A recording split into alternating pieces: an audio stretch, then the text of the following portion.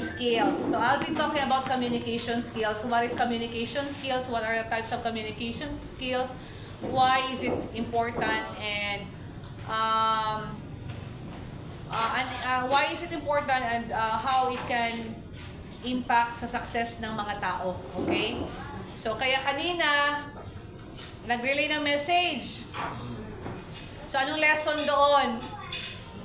Makinig maigi, at saka ang nag-relay din ng message dapat clearly mo din i-relay, di ba? Ang message. Kasi ang taong nag-receive dapat makinig ka din ng maigi. Kasi ang communication is two-way talaga. Alright? Hindi mo pwedeng sabihin na, ay kasi siya. Right? So it's a two-way. Sa pag-deliver natin, sa pagsalita natin, sa pagbasa natin, and even the way we listen to it or receive the message. Okay? So, I find this very important, and allow me to share in the next 1 hour. Anuhin na natin yung oras kasi limited din ang oras natin dahil up to 3 p.m. lang tayo dito dahil meron ding magsunod na event. So, we find this very important kasi ang communication skills, hindi talaga siya optional. It's a must. Okay? It's a must. Communication skills are actually basic foundation sa personal, sa academic, even estudyante, okay, professional, even sa mga trabaho and business success.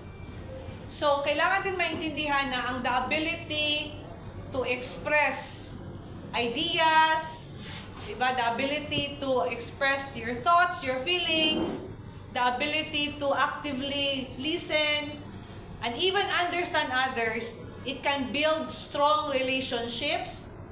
And hindi lang siya makabuild ng strong relationships, it can even reduce conflicts, misunderstandings.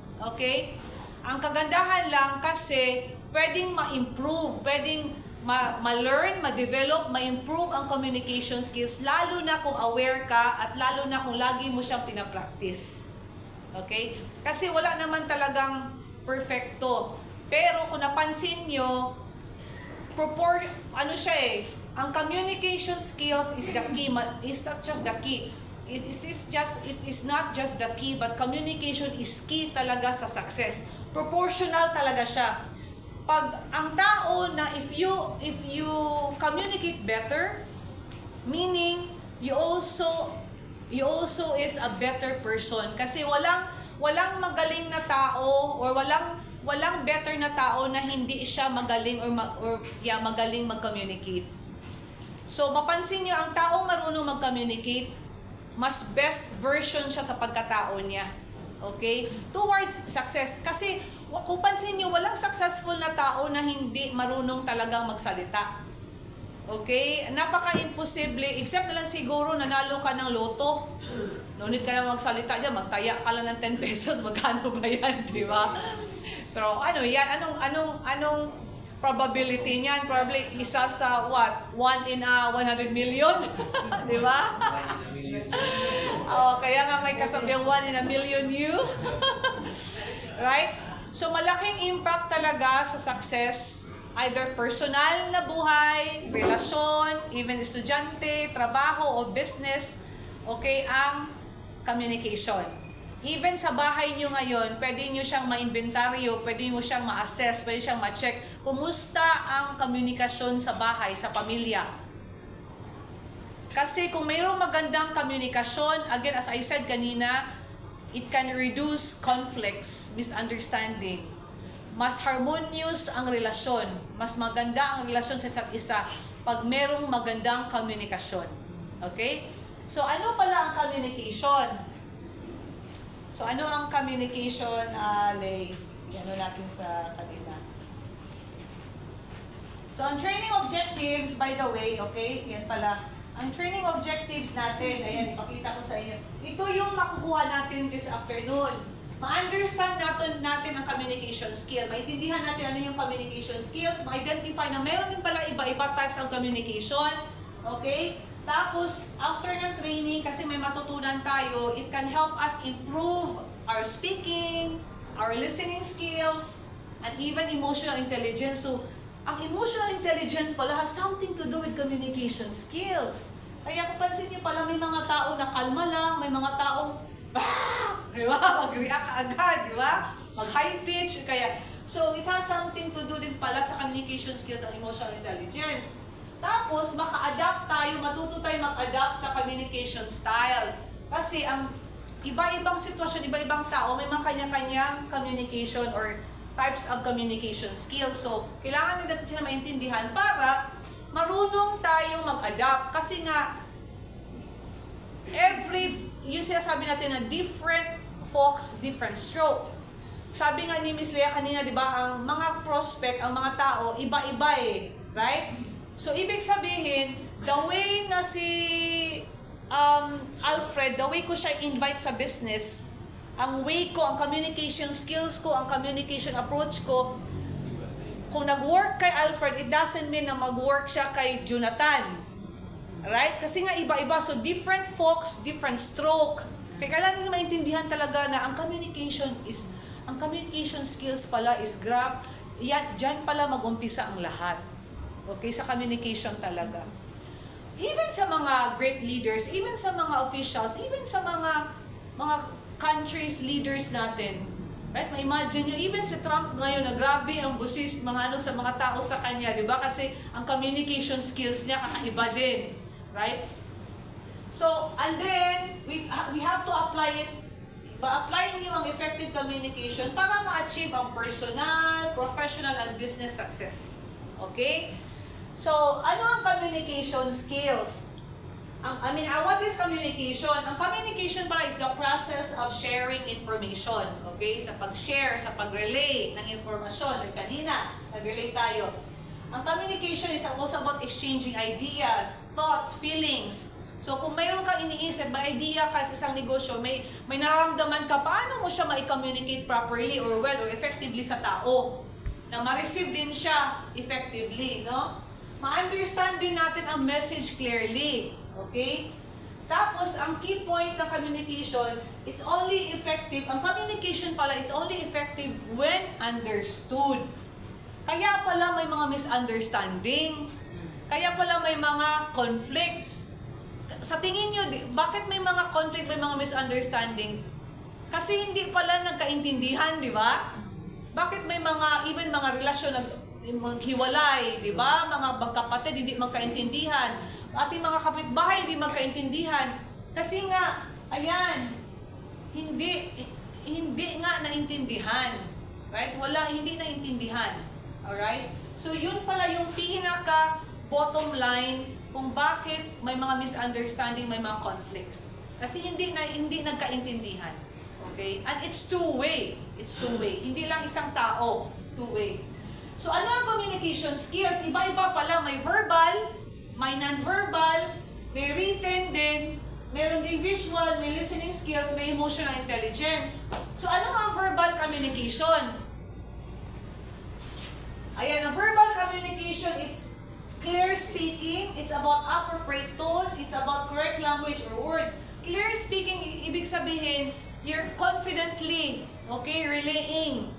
Okay? Klaro, confident ka magsalita. Say, for example, nag-invite ako kay Leia, pinisentahan ko si Leia. Tapos, sabihin ko kay Leia na, ang iron block, Miss Lea, ang iron block, parang nakakatulong yan sa katawan mo. So, you see, even the way I said it, parang nakakatulong. So, even me, hindi ako confident na nakakatulong, parang. So, even me, parang 50-50.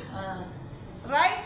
So, it's very important na yung message na pinapasa mo, nirelay mo na information is coming from you, klaro and with confidence.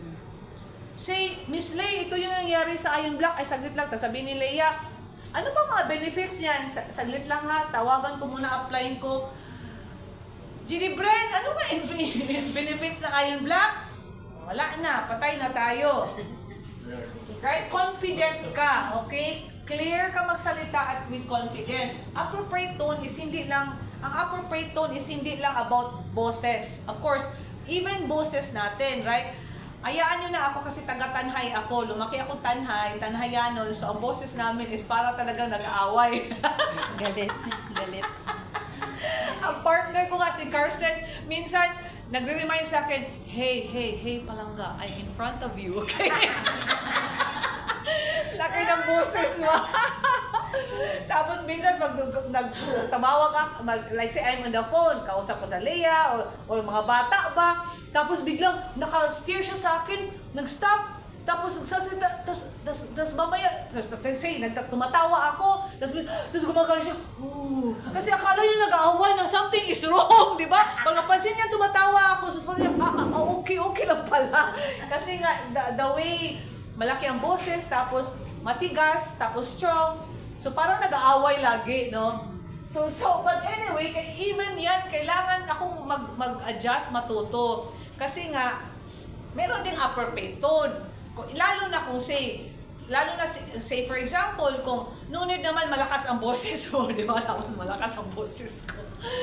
Tapos sometimes pag mag-share ka din ng kwento, tapos hindi naman necessarily surprising or, di ba? Tapos the way ka magsalita, you sound like nakakatakot or kaya parang worry, di ba? Tapos wala lang pala yung, Lee, kala mo ba, Lee? Tapos di ba siya mas Leia, ano yun mismo?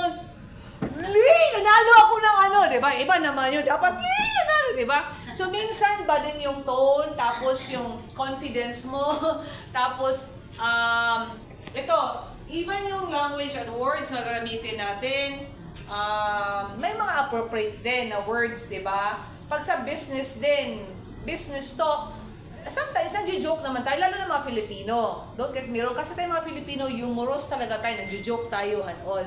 So, kailangan natin din siya i-timing, right? I-timing din sa tamang setting.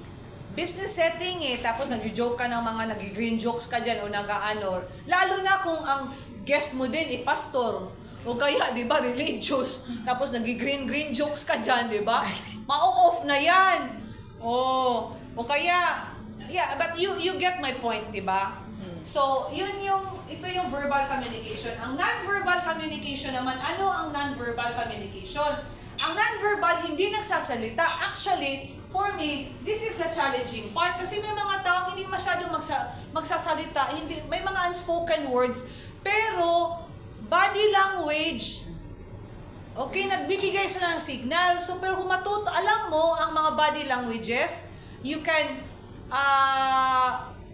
interpret yung mga signals nila, mga signs, mga language, mga signs nila. Pag marunong kang mag-interpret, then you can even effectively do the presentation. Kasi usually tayo nagbe-present ng business, excited tayo Sino ba hindi excited ng negosyo natin, di ba? Produkto pa lang kaganda. Tapos may kitaan pa. But pansin nyo, usually talaga, mostly tayo nagpe-present, excited tayo, salita tayo ng salita. Tapos yung guest, hindi mo na malayan, may mga body language na, may mga signal na siya. Like, gumaganyan na. Yung mga kilay, di ba? So may mga meaning na yan, tapos gumaganyan na. So kita nyo, may mga body language. Ano mga body language? Like say for example, yung mga nakaganyan. So pansin nyo pag nakaganyan, medyo hindi masyadong open. Di ba? Mga nakaganyan. So papansin nyo din yung may mga, pag nag-eye to eye contact, ayan, pag nagpe-present ka din, nagsasalita ka sa tao, naka-eye contact ka. Hindi yung nagpe-present ka na si Iron Black, grabe ang benefits ni Iron Black, tapos guess mo andito, di ba? Dapat mag-Iron Black, FBM opportunity, ma'am, ganito to, ganyan. Pero from time to time din, maganyan ka din, maganyan. Wag lagi na maganyan. Intimidate mo, matakot na rin yung guest mo, maganyan ka lang ganyan, di ba? O kaya ma-conscious, baka mabuta ko. Hindi. Right? So, ang body language ba, kasi may mga tao na hindi ganun magsalita, hindi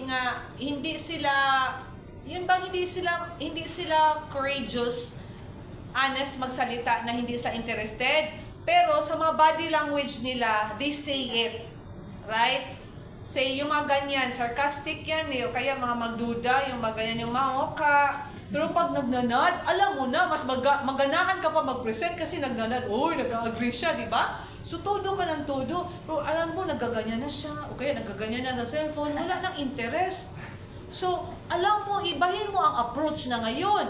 Right? Kasi ang punto mo naman, matapos ang presentation mo at maintindihan niya ang presentation mo. Nakuha nyo? Tapos yung ganyan ng ganyan, minsan nagaganyan, di ba? Yung maano na kasi hindi mapakali. Walang interest yan eh. Oh, o kaya hindi mo alam din, gusto umihi. Exactly. Tapos nahiya lang magsabi na, hindi pa excuse kasi na si CR ako. Totoo, di ba? Samahan sa CR, represent pa rin. Sabi mo, sige lang ma'am, nasa labas na ako ng door, mag-continue lang ako mag-present. Makinig ka lang. Makinig ka lang. Right? May mga gestures, may mga postures. Kailangan natin yan, kailangan mabilis ka magbasa ng sitwasyon. Ng mga gestures nila, postures nila. Right? At tayo din na mag-relay ng message, yung magbigay ng presentation, okay? Of course, klaro tayo magsalita, precise, confident, itsura natin, in between, nag-smile din, di ba? Huwag yung masyadong intimidating ang mukha. Natuto ako niyan kasi noon, hindi din ako pala smile. So, magka-interest sana, pero noon, maganda ang presentation, okay naman. Pero yun bang nag-present pa? Parang galit, parang lagi siya tapos hindi pala smile, parang ganyan ba, no? So, ma-off ba, no? Baka naman yung hihihi ka ng ganyan yung present, di ba? So, appropriate nga eh, kanina appropriate to, di ba? Tamang timpla lang, tamang timpla, okay? Okay, so, non-verbal communication yan, often speaks louder than words. Totoo, di ba? Kaya nga action speaks louder than words. So, para matuto tayo, again, ulitin ko talaga yan kasi the usual mistake natin yung mga nagpipresente. Excited tayo all the time. Salita lang tayo ng salita. Present, na yung ang guess mo, hindi mo na namalayan na wala na palang interest. Hindi na nga niya nag-gets kasi wala interest. O kaya nag-iisip na, umuulan na, ako hinalay. Ako, baboy, nabasa na Baboy, kanding. Kung hindi mo napansin, ang mukha niya hindi na uneasy na pala. Diba? Hindi na comfortable. Nakuha niyo? So, very important ha, ang mga gestures, ang mga body language. Okay. Kaya nga, in between noon, to share it with you lang, magpipresent ako noon, magpipresent kami, usually, whiteboard. So, may mga whiteboard, small, medium, large. Meron talaga ako niyan. 15 years ago, that's how I started in Dubai, na nag-network ako. Meron akong small, kasi kung one-on-one lang, o dalawa sila, maliit lang, meron doon. So alam ko, pag nag-flat to flat kami, flat ang tawag na yun sa condominium sa atin, flat ang tawag sa kanila. So pag alam ko, 2, 5, so I would know what to bring, maliit, medium, size. So pag nag-present na yan, yung ganyan, kung siyempre nag-eye to eye contact ka, alam mo na yung mga hindi nag-eye contact sa'yo, mamaya ganyan na yan. So ginagawa ko, pag nag-present ako sa whiteboard ko, gumaganyan lang ako, ano nangyari niya? Gumaganyan lang ako, bigla ginaganyan ko yung nagaganyan sila. Tapos nababasa ko yung mukha, yung medyo mga sarcastic, yung medyo mga tinatawag namin yan na mga full cup, yung makita mo sa facial expression nila na yung mga ganyan. So, pagka ganyan, ginagamit ko yung name niya, tinatawag ko siya, yung ganyan ba. Tapos nagpipay attention, tapos ayun, nakuha niyo. So, may mga approaches, kaya nga ang communication skills importante. Abilidad talaga yan, yung pagbasa sa sitwasyon, sa taong abilidad siya. And that's communication skills. Okay? Anong next ito, Lay? Non-verbal. Written communication. Ayan, ano yung written communication? So, ang written communication, di ba, either sulat, text, letter. In fact, ang written communication, it's considered nga na pinaka in legalities, yun yung pinaka-legal. Even nga sa barangay pag nag-aaway, di ba, ipatawag ka, may kapitan tayo dito, si Kuya Jonathan, di ba, tapos magpunta for example, si Weng magpunta kasi, nireklamo niya si Sarah. Reklamo po kasi may iba siyang boyfriend Ayan. May ibang boyfriend. May ibang boyfriend. Tapos sabi ni Jonathan, Weng, bakit mo nasabi na may ibang boyfriend si Sarah? Ano ebidensya mo? Tapos sabihin ni Weng, kasi sinabi ni Alfred sa akin. Ay, Sinabi ni Alfred sa akin na may boyfriend daw si Sarah na iba. Siyempre sabihin din ni Kapitan na ano ebidensya yan? May text ka bang na-receive? Sumasma, may video, may mga ganun, di ba? So, written is communication is considered talaga yan. May mga so, ang punto ko sa business side din natin, mas maganda na pag nagti-text kayo, have that clarity talaga na message. Okay? Tapos, napansin ko din nowadays, pag nagti-text, mga shortcut, abbreviation, parang hirap. Ano to? Diba? O, tingnan nyo si SGDJ Manong na registered nurse ng anak niya, pagbasa niya text sa anak niya, ari na kuma, abiniyag, asa mo din ako anak? RN na pala, kasi nagamit ng mga abbreviation.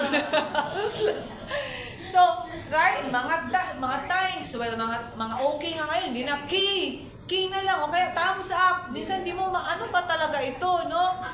So, ako I would suggest, lalo na sa business, mas maganda yung appropriate professional way talaga na mag-message, mag-text. If na-notice nyo ako mag-message, hindi nyo ako makita na nag-shortcut ng message, okay? Talagang kompleto ako mag-message. Minsan yung may period pa ako at may kama pa ako.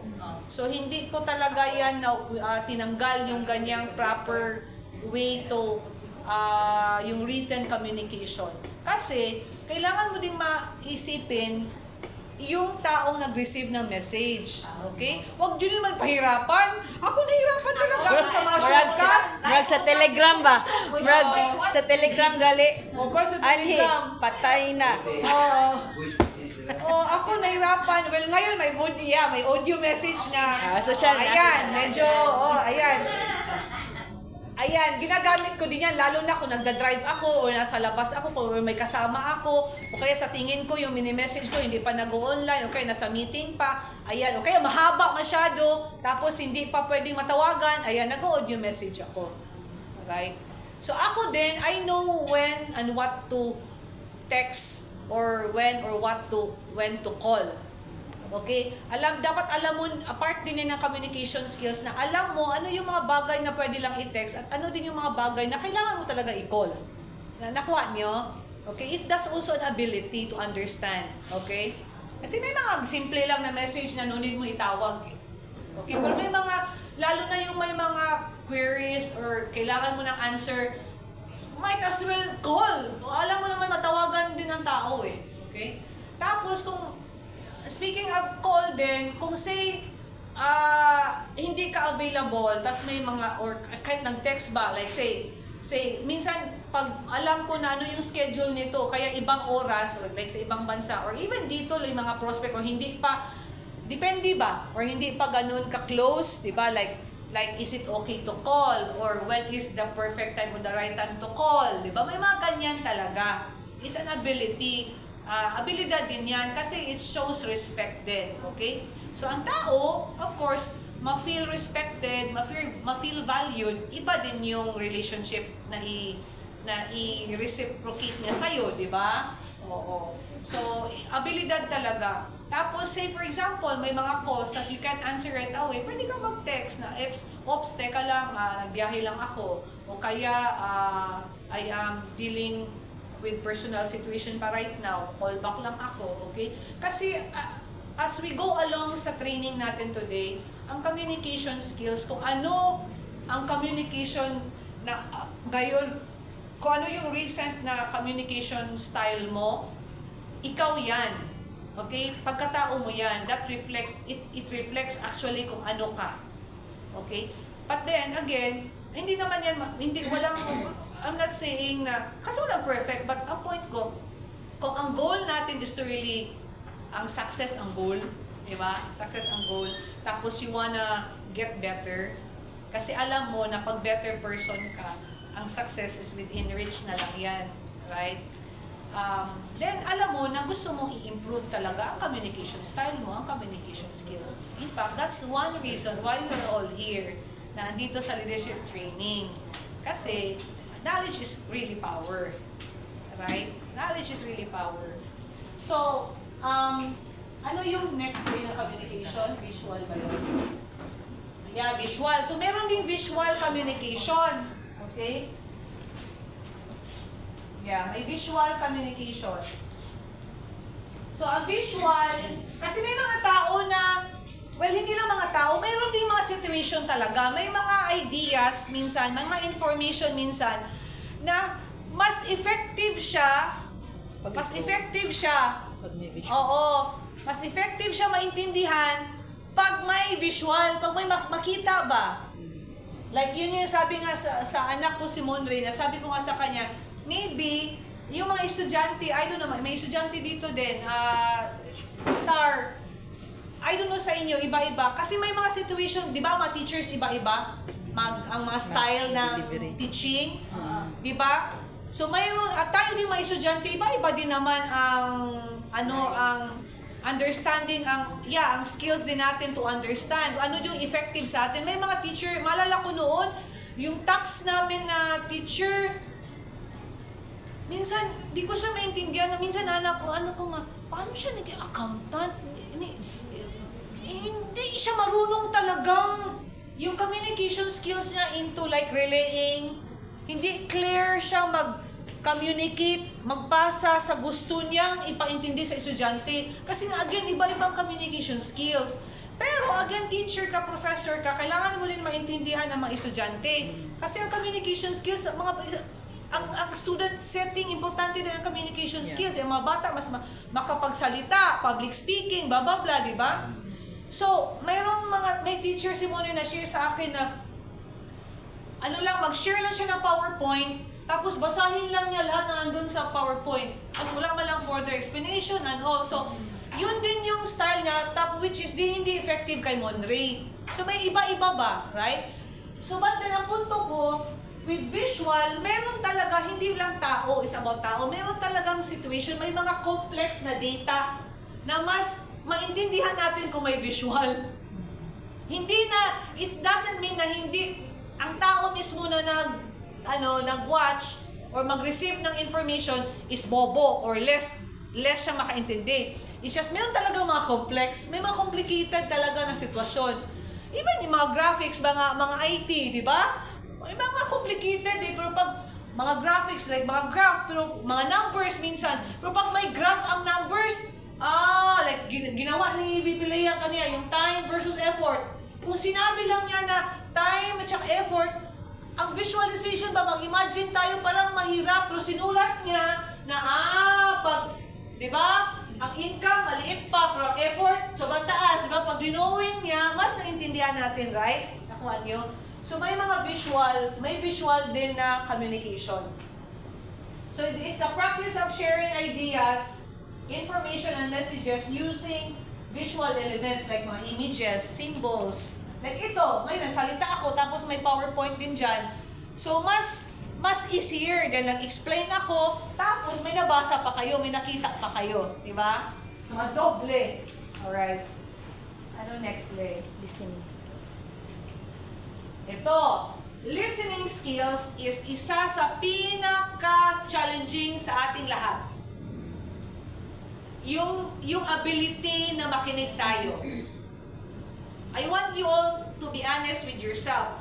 Pag merong nagsasalita sa inyo, may nag-share ng information, either partner nyo, may mga issue, tapos may shinare sa inyo, or kaya mga anak natin, right? Merong i-share sa atin na information, o kaya sa business natin, o kaya sa upline, o kaya sa downline, o sa mga business associates.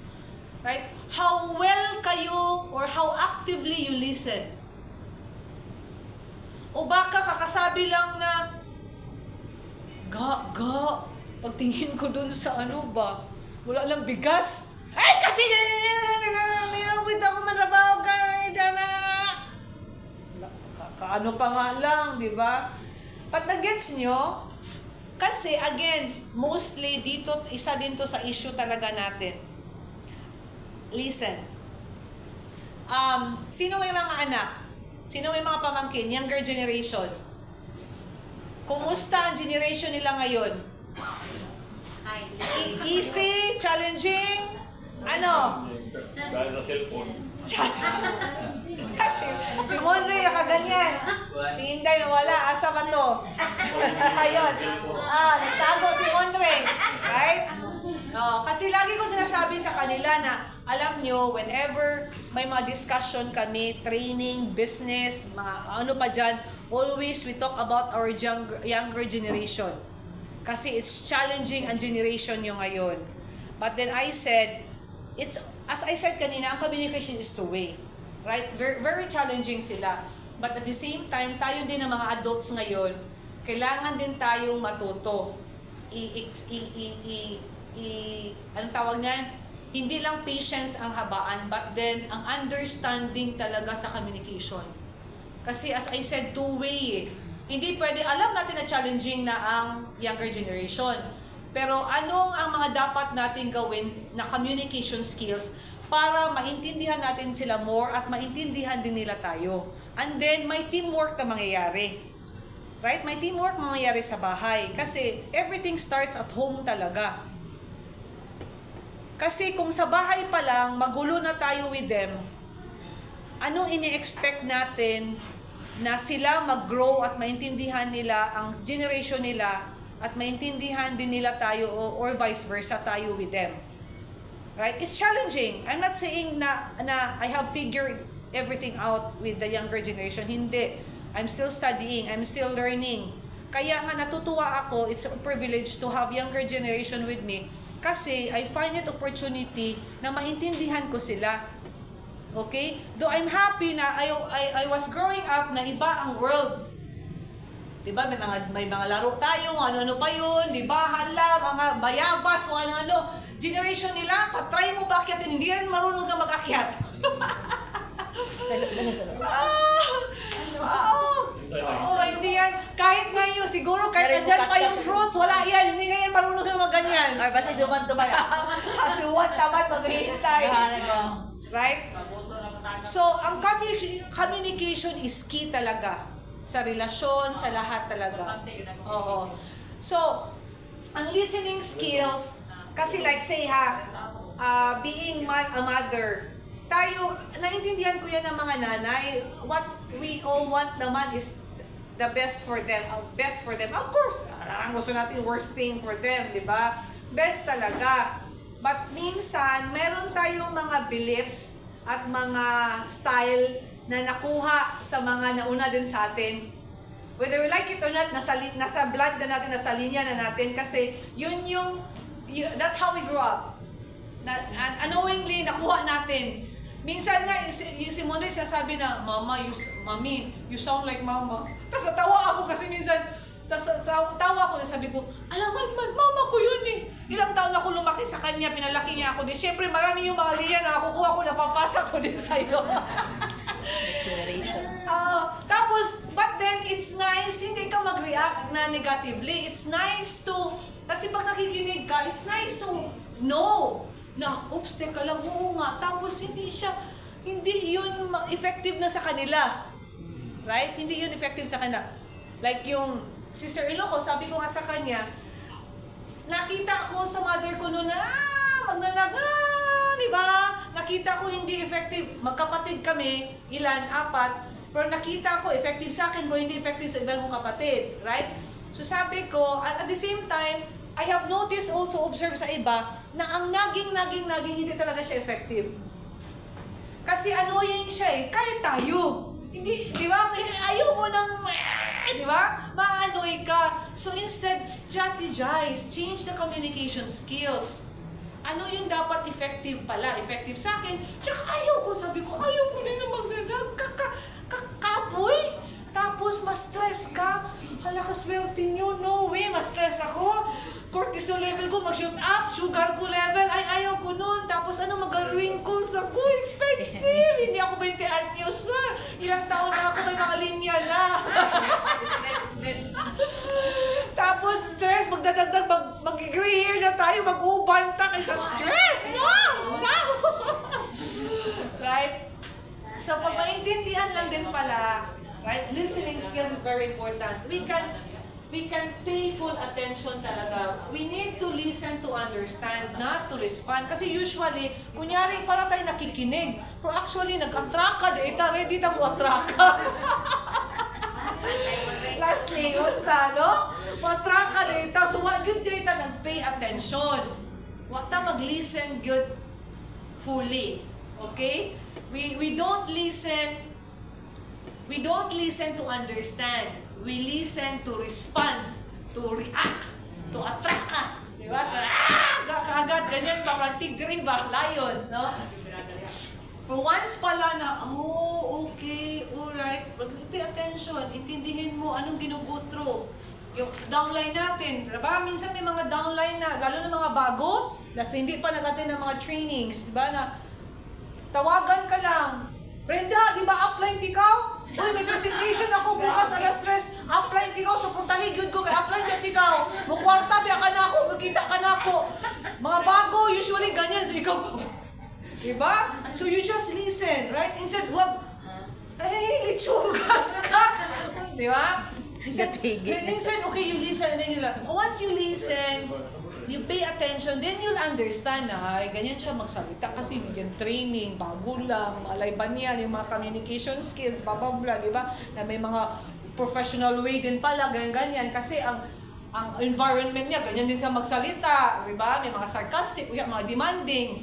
Pero kung hindi ka nag-pay attention, nag-actively listen, mag-react ka, mag-respond ka kaagad, ay what na, mag-clash yung upline siya kasi downline. Wala ng business. Guba ng business. Wala nakikita. Right? Avoid. Tapos ito, why is very important that you actively listen. Right? Because, kasi minsan, nag-a-assume tayo na isa din yan sa mga misinformation misunderstanding, conflict. Kasi hindi ka nakikinig na 100%, tapos nag-assume ka na lang. Minsan nag-i-interrupt ka pa. Right? Kasi excited ka din, 'di ba?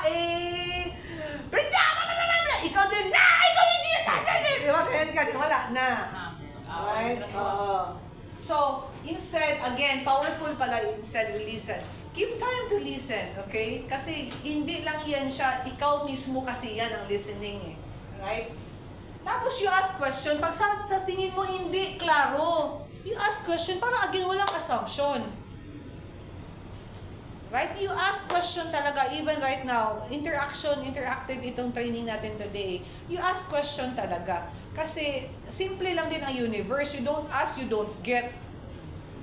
Pero if you ask, diba? And sa business, lalo na sa business natin, ang asking question, hindi yan show of weakness. Hindi yan It's power. It's empowerment pag nag-ask question ka. Kasi, it would free you from misunderstanding, overthinking, assumption. Right? Conflicts. Right? Tapos, listening skills, understanding emotions, showing empathy. Ayan. Pag nakikinig ka talaga, right, actively, and then, ayan, now you understand ano yung ginugo through niya. Right? So, again, doon tayo talaga dahil usually talaga, kunyari, para tayo nakikinig, pero hindi nag-ready lang kung ano yung ganyan din natin Oh, right? So, listening, understanding. So, ang listening pala is equals understanding. Okay? It's not just hearing. So, once you actively listen, then you get to understand. Hindi lang na nag-listen ka na narinig mo. Understanding pala siya. Okay? So, next. Ayan, ang emotional intelligence, awareness pala yan. Okay? Kaya, di ba, pansin nyo, may mga tao talaga na yung reactive. It shows, it doesn't mean na hindi sila nag-possess ng emotional intelligence. Probably they're still there. Okay? Pupansin nyo yung mga tao na pag kahit ano yung issue, pero ang galing nila mag-handle, tapos kalma pa, tapos always may solution sila because they possess they possess emotional intelligence. Okay? Strong emotional intelligence yung mga taong yan. So kung pansin nyo, may mga tao, may mga observe kayong mga ganyan tao, di ba? Tapos may na-observe kayong tao na reactive. Reactive talaga. Yun bang mag-react right away, tas negatibo pa? Kung may mga tao na, ops, ka lang. Baka ito yung nangyari, baka ito yung sitwasyon, right? So they possess a strong emotional intelligence. Kasi ang emotional intelligence is, ikaw mismo, like say, if there's an issue, okay, like say may issue, like say, anong issue? Say, mayroon tayong customer, nagreklamo na sa Ion Black, kasi may healing crisis. Sinasabi natin healing crisis o healing reaction. Kung sa guna sara, nag-inom ko Ion Black, di sakit man yun ako ulo. Akala ko matanggal ang sakit ng ulo ko, hindi matanggal ang ulo. Matanggal ang sakit ng ulo, sumakit lalo ang ulo ko. Nagreklamo, di ba? So, tapos ikaw si Sarah, you recognize, di ba? Of course, kung sabihin mo, hindi mo magustuhan yun na reaksyon kasi alam mo, ang power ng Ion Black. Alam mo na healing reaction yun, right? So, ang emotional intelligence is, you recognize ano yung ideas mo, ano yung thoughts mo about sa sitwasyon niya, ano yung feelings mo. You recognize. At the same time, you have the empathy. Okay? At the same time, you feel for her or for him. Nakuha nyo? So, ang emotional intelligence is about recognizing you and yung isang tao and others. So, medyo, siya ha? Skills talaga siya. Kasi usually, you react. Di ba, ma'am? You react. Di ba? Ha? Dili ang Ion Black, makaayo ng ulo. Sakit sa ulo. So, paano na ito? Usually, mananak ka, right? Oh. But people who have strong emotional intelligence is they feel for others. Okay? At the same time, hindi valid din ang supposed to be na maramdaman mo as distributor. Okay? You know it's valid. Right? And you have the right din na magsabi sabihin mo kung negative ang term. Pero, emotional intelligence people, they choose na positibo. Okay? Positibo ang paghandle. Positibo, supportive, okay? Encouraging, okay? Yun yung emotional intelligence. Alright? So, emotional intelligent people communicate better. Okay? So, ewan ko itong ano bang mga taga-pacifier, mga kapitan, usually, man sila. Diba? Kay taga-ano ba mo, mga pacifier, mga neutral mo, diba? Mupatch mo, mediator. So, same thing with leaders. Leaders supposed to possess strong emotional intelligence. Okay? And in this fast-paced environment, sa modern times natin ngayon na ang mundo is ang ingay, chaos, diba? Destructive. We need more leaders sa atong panahon ngayon. Yes. We need leadership skills talaga. This is what the world needs right now. Leaders. And that's one of the vision of Freedom Builders Maker. We empower, we train people, we support people, okay, to become future leaders talaga. This is what we need right now. Okay? Meron pala, next. So, merong communication style. Okay? Ang communication style, merong tinatawag na assertive, merong passive, merong aggressive. So, ano si assertive? Si assertive, sila yung mga tao na direct magsalita, straightforward, honest, mag-communicate. Sa feelings sila and thoughts. So, walang paliko-liko yan. They're just honest. Okay? They express what's in their mind and in their heart. Okay? And they respect the feelings, ideas of others. Okay? Sila yung mga taong who always seek win-win solution. Or mga taong positibo. Mga taong hindi magbi-blame. Okay? Sila yung mga assertive talaga. Okay? In fact, assertive, this is an ideal communication style for leadership. Okay, assertive. Alright? So, say for example, sabihin ni Wen na SGD Alfred, meron akong SGD Alfred, you know what? Good news. Ang friend ko nag-confirm na mag-present ako sa kanya sa FBM opportunity Wednesday alas 2 ng hapon. Sir Alfred, ang sitwasyon right now, okay, I have to be honest, hindi pa ako ganyan ka galing 100% sa in and out ng FBM opportunity. I need support and I'm, request sana kita kung okay ka Wednesday alas 2 ng hapon, kailangan ko ng suporta in case lang ba na may mga discussion na hindi ko alam, kulang pa ang kaalam ko ba, pwede suportahan mo ako, right? Yun yung mga tao na assertive, okay? So, next, yung passive na communication style naman, sila yung mga tao na usually they avoid conflicts. Para ayaw nila ng ay, oo na lang. Instead of no, nag-yes sila. Nag-yes sila kahit it means no. Kasi ayaw nila ng conflict, ayaw nila ng gulo. Parang gusto lang matapos na lang. Usually nakikita ko yan sa Filipino, yung mga maikugon. Tapos ang mangyari, ikaw na ngayon at your expense, ikaw na ngayon maalanganin. Kay maikugon man ka, and then wala ni mo makita long term na meron pala yung negative effect.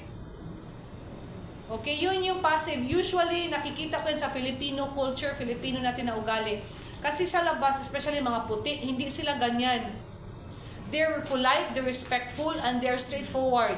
Kung hindi, sinasabi talaga nila na, you know what, hindi ako makasuporta, Weng. Thank you for approaching me, okay? Coming up, that situation na meron ka presentation bukas, Wednesday alas 2, nangyari, meron akong, earlier na commitment, alauna, top 1 to 4, so, I would love to support you bukas, but then may earlier appointment, tapos hindi pa ma-reschedule kasi check up pa ng anak ko, galing sa doktor, right? So, yan, assertive yan. Assertive yan na pag-reply din sa downline mo. Pero ang mga tao na passive, like sabihin ni Alfred, kahit alam niya na may 1 to 4 siya na medical check-up sa anak niya, sabihin niya na, sige, Weng, punta ako, suportahan kita alas 2. Di syempre si Weng, expected na alas 2. Ngayon si Alfred pagkatapos, unsa man niya launa to photo na ba jud guys dungset ako ro dato na ba just ko ayan unsa man ako ni ron na di na nakatulog si Alfred kay mas stress na siya na 1 to 4 paano yan, right? Tapos minsan sa mga passive kinabukasan short notice mag-inform na pasensya na may kuan daig ko patay na, right? So instead, if it's no, then say no. And then, you can also say bakit no. Right? Oo. Kasi malanganin good. Minsan hindi na nakikita na maikugon ta. We're not that confident. We're not that, courageous to say no. Hindi natin nakikita ang kabuuang epekto niya ba, impact niya later on. Okay? Be it sa school, right? Be it relasyon, be it personal, be it sa bahay, business. Alright? So, yun yung problema sa passive. Meron tayong tinatawag na aggressive communication style. Ang aggressive, mga dominante, okay? Mga demanding, blaming, intimidating. So, yung mga taong defensive, pag meron ka na i-confront na mga issue sa kanila, defensive yan. Okay? So, aggressive is yun na kanina na Brenda, top-line ikaw, di ba? Wala akong presentation tomorrow. Suportahin ko alas 2. Wala, dili kaya mukita biya ka na ako, apply mo ikaw. Downline ko ni mo suportahin. Ingon mo nga, suportahan ko ninyo. Muna yung sistema sa FBM. No? So muna siya aggressive communication style. But then, kaya nga importante to understand communication skills and style sa mga tao kasi para tayo, alam natin paano mag-adjust, paano sila i-handle. Kasi pwede naman talaga ma-handle na ang lahat. Right? Sila yung mga taong defensive, Yeah, usually they hurt people talaga. Minsan hindi nga nila, sad to say, minsan hindi nila alam na nakakasakit na pala sila sa ibang tao. Yun yung problema ng aggressive na tao. Yeah, because they ignore other feelings and rights. They only care for themselves. Yun yung mga aggressive na tao. Oh, siguro may mga na-observe kayo na magayang tao. May mga na ano kayo. Hopefully hindi kayo yan, ha? So, dito, you can, self-assessment lang yan. Kasi we're all here to improvement, to grow, di ba? Self-assessment lang yan kung saan kayo na communication style here. Okay? So, sabi sa Iloilo no ma'am, minsan aggressive ako, minsan naman assertive din ako. Kasi minsan, siguro kaya din, aanuhin ko din atraka din ako eh. Katut yung leverage, liver aid. Liver aid, yeah. So, yeah, aggressive. Ano pang next na nila? So, nakuha nyo yun. May mga barriers din na hindi effective ang communication mo. Ito yun, pag poor ang communication style natin, right? Pag poor ang listening. So, obviously, hindi maganda ang communication. Hindi talaga effective pag poor ang listening natin. Minsan, nasa cellphone din tayo. Right? Tapos, pag after ng training, ay, ano mo yung sinabi? Ay, wala, nasa cellphone eh. Right?